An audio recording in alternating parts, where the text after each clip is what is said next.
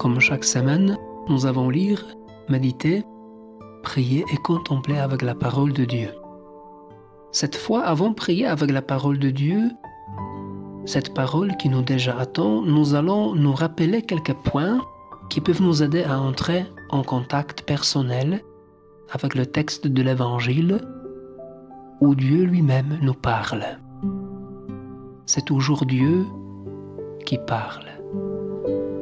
Dieu qui parle à moi, Dieu qui parle à moi aujourd'hui, et Dieu qui parle à moi aujourd'hui avec amour.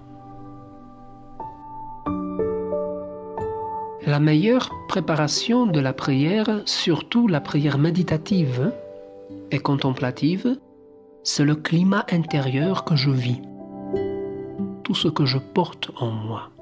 C'est une attention délicate, orientée vers le mystère qui m'habite. Attention à la présence de Dieu en moi. C'est le désir de la rencontre avec lui. La fin de la parole qui donne la lumière, qui procure le sens, la sagesse, la connaissance, des bonnes idées qui peuvent m'inspirer. C'est le goût subtil de la parole qui me nourrit, la pratique de la présence de Dieu, de se mettre à la présence de Dieu, l'écoute et le climat de silence, la connaissance et l'attention à soi.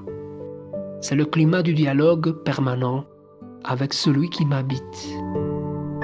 Voilà ce qui fait la préparation lointaine de méditation de la parole. C'est tout simplement le contexte de mon quotidien. On peut initier le premier contact avec le texte qui sera médité la soirée précédente. Par exemple, avant d'aller se coucher, nous lisons le passage de l'Évangile de lendemain. Cela nous fait entrer dans une préparation proche. Ensuite, après avoir choisi le temps de la prière, nous préparons le moment qui précède directement la prière. Donc je me tranquillise, je me prépare intérieurement, j'arrête les activités qui m'occupent, je freine la hâte. Dans le premier moment, je me présente devant Dieu.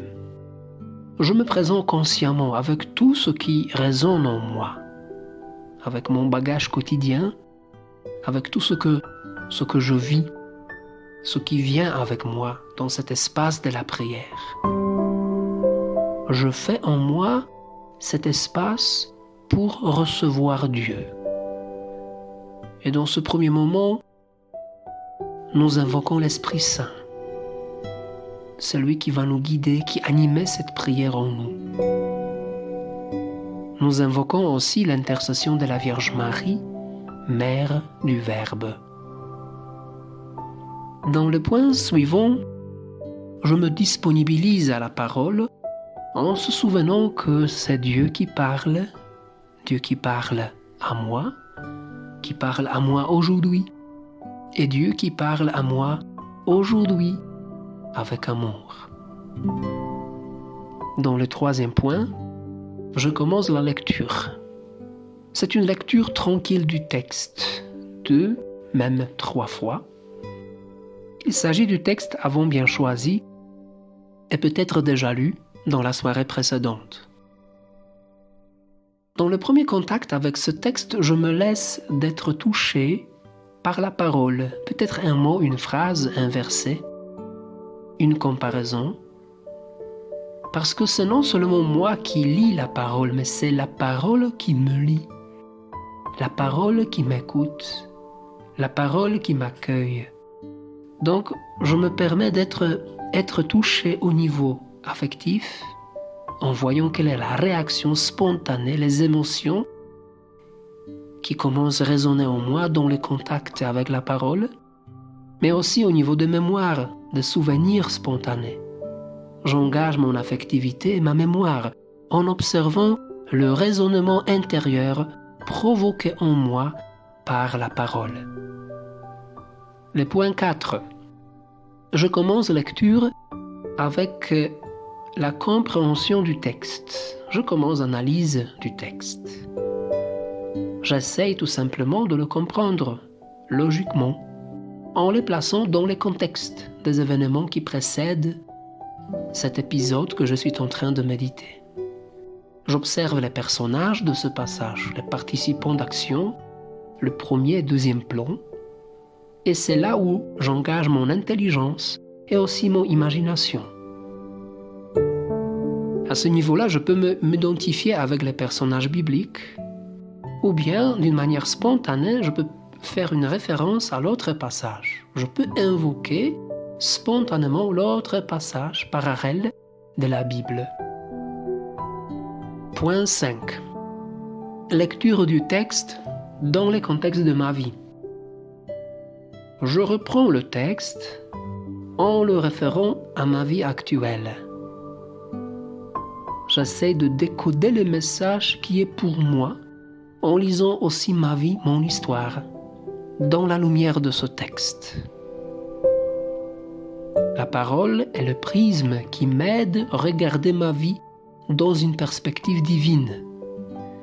Qu'est-ce que Dieu me communique à travers ces événements actuels que je suis en train de vivre et que je suis en train de lire à la lumière de la parole? Qu'est-ce que Dieu me communique à travers ces événements et les personnes de mon quotidien? Le point qui suit, c'est dialogue. Le dialogue avec parole. La parole nous est donnée non seulement pour écouter, mais aussi c'est la parole qui me sert à dialoguer avec Dieu. Je me communique avec tout ce que je trouve au fond de mon cœur. Je m'exprime devant Dieu. Je peux répéter la phrase ou le mot qui me touche dans ce passage. Point 7. Nous sommes déjà au niveau de contemplation. Donc la prière silencieuse. Je me confie tout simplement à la présence de Dieu. Je reste devant le mystère dans une admiration, dans une action de grâce, dans une demande et confiance, dans une attitude actuelle de mon cœur déjà formée par la parole.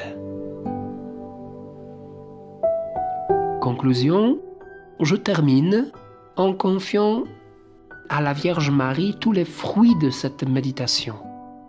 Je remercie Dieu pour la lumière et pour l'inspiration accordée dans ce temps de rencontre avec lui. Et je reste dans cette attitude en imitant la Vierge Marie. Quant à Marie, elle conservait avec soin toutes ces choses, les méditant en son cœur.